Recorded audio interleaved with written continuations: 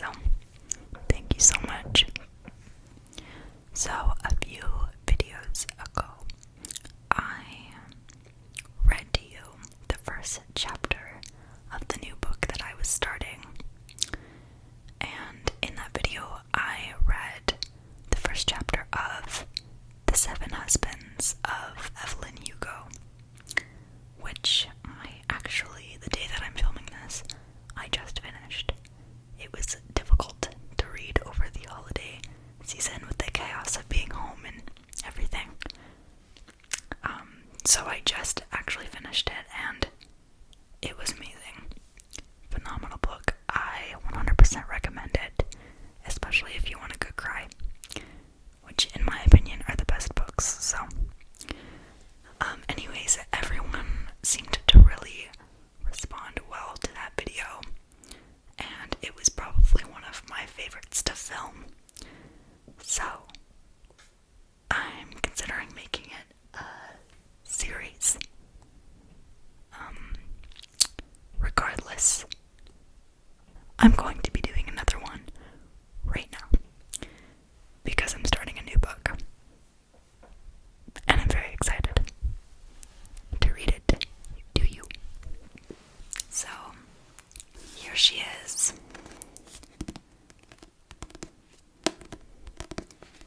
This actually is not my book. A friend of mine, her and I just swapped a pile of books. So, this is hers that she recommended. And this is categorized as a romance, or maybe like a rom-com. And I've never really been into that genre too much, although I'm always exploring, so I'm always willing to try new things. But I actually found last semester that reading cheesy little romance novels are so easy that I actually find myself picking up a book and finishing it in 2 nights and still get all of my assignments done. So I have taken to reading cheesy little romance novels. And the next semester for me starts in a couple days, so I thought this was a good one to start with. It is called The Hating Game. The Hating Game.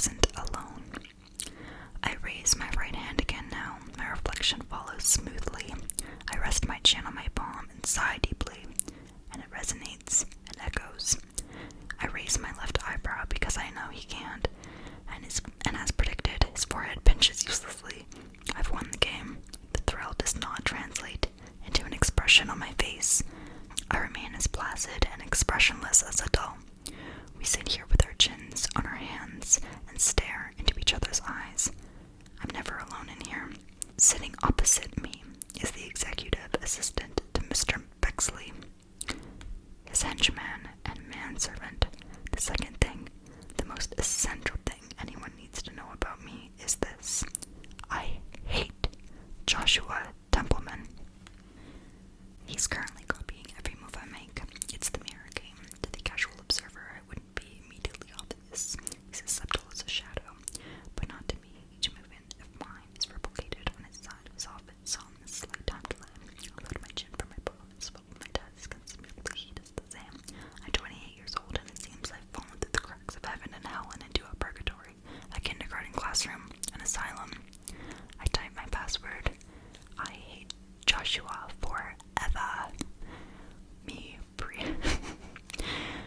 My previous passwords have all been variations on how much I hate Joshua forever. His password is almost certainly I hate Lucinda forever. My phone rings. Julie Atkins from Copyrights and Permissions. Another thorn in my side. I feel like unplugging my phone and throwing it into an incinerator. Hello, how are you? I always put an extra little bit of warmth into my voice on the phone. Across the room, Joshua's eyes roll as he begins punishing his keyboard. I have a favor to ask, Lucy. I can almost mouth the next words as she speaks them. I need an extension on the monthly report. I think I'm getting a migraine. I can't look at the screen any longer. She's one of those horrific people who pronounces it migraine. Oh, of course, I understand. When can you get it done? You're the best. It'll be in by Monday afternoon. I need to come in late. If I say yes, I'll have to stay late Monday night to have the report done for Tuesday's 9 a.m. executive meeting. Already, next week sucks. Okay, my stomach feels tight. As soon as you can, please. Oh, and Brian can't get his in today either. You're so nice. I appreciate how kind you're being. We were all saying you're the best person to deal with up there in exec. Some people up there are total nightmares. Her sugary words help ease the resentment a little. No problem. Talk to you Monday. I hang up and don't even need to look at Joshua, knowing he's shaking his head.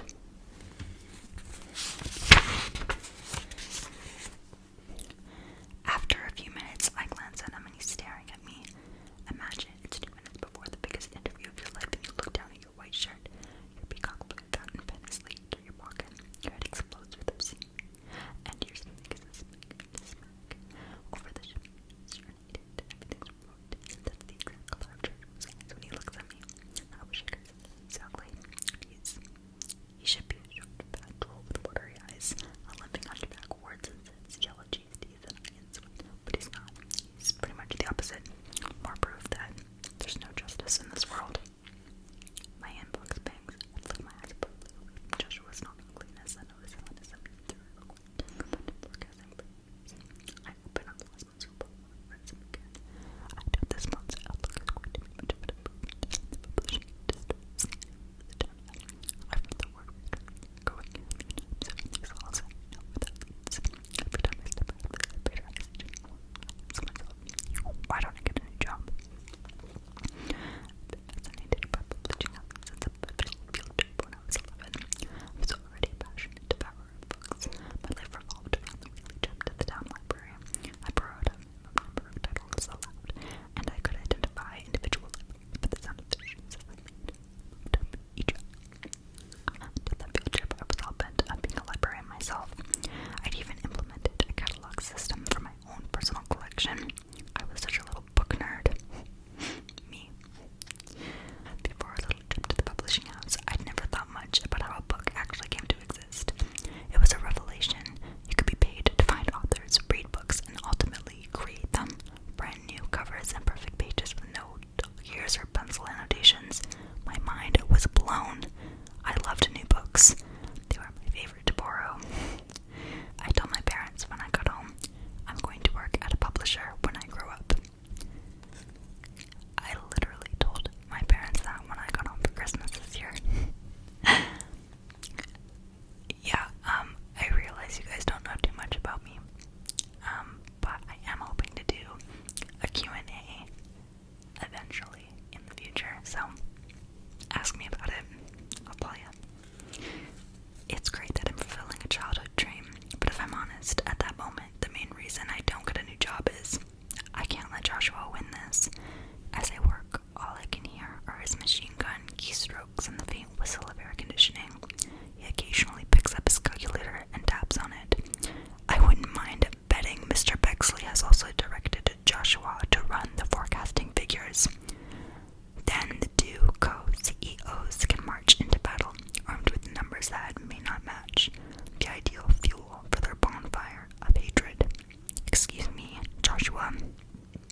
doesn't acknowledge me for a full minute.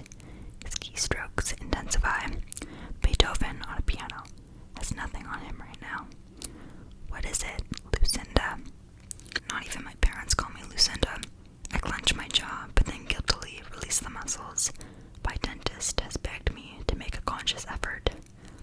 Are you working on the forecasting figures for next quarter? He lifts both hands from his keyboard and stares at me. No. I let out half a lungful of air and turn back to my desk. I finished those 2 hours ago. He resumes typing. I look at my open spreadsheet and count to 10. We both work fast and have reputations for being finishers. You know, the type of worker who completes the nasty, too hard tasks everyone else avoids. I prefer to sit down with people and discuss things face to face. Joshua is strictly email. At the foot of his emails is always RGDSJ. Would it kill him to type, "Regards, Joshua"? Is it too many keystrokes? Apparently. He probably knows offhand how many minutes a year he's saving PNG.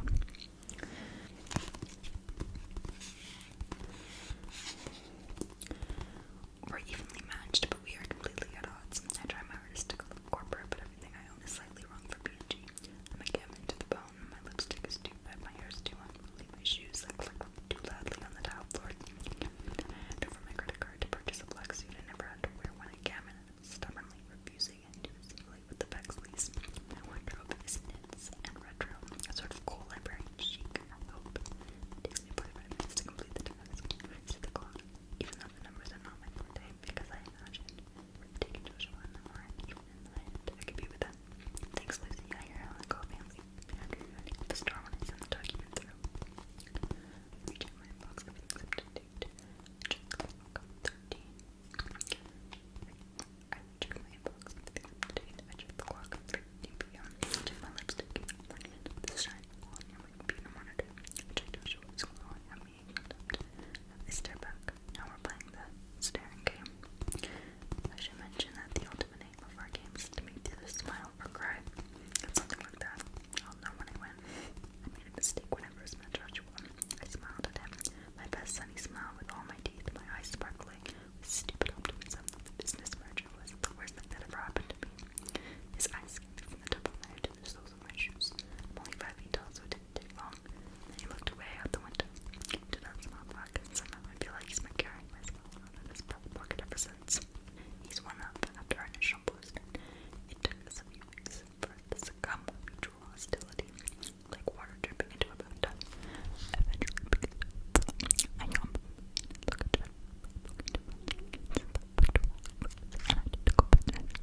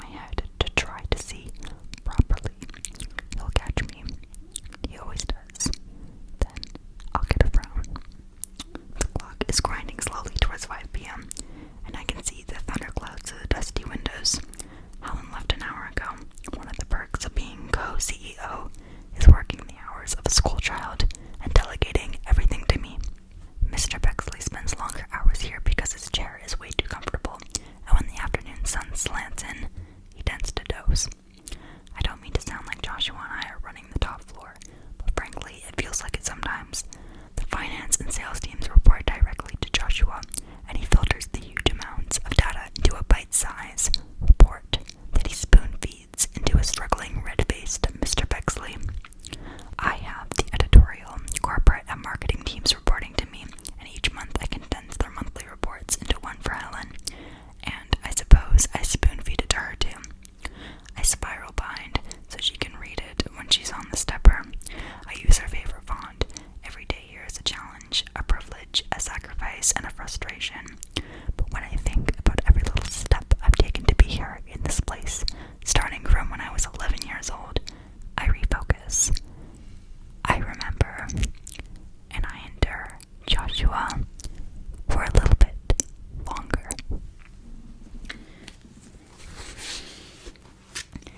There's about 2.5 more pages left of the chapter, but I think I'm gonna stop there.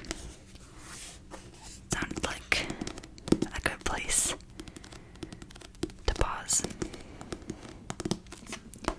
And then when I turn the camera off, I will keep reading.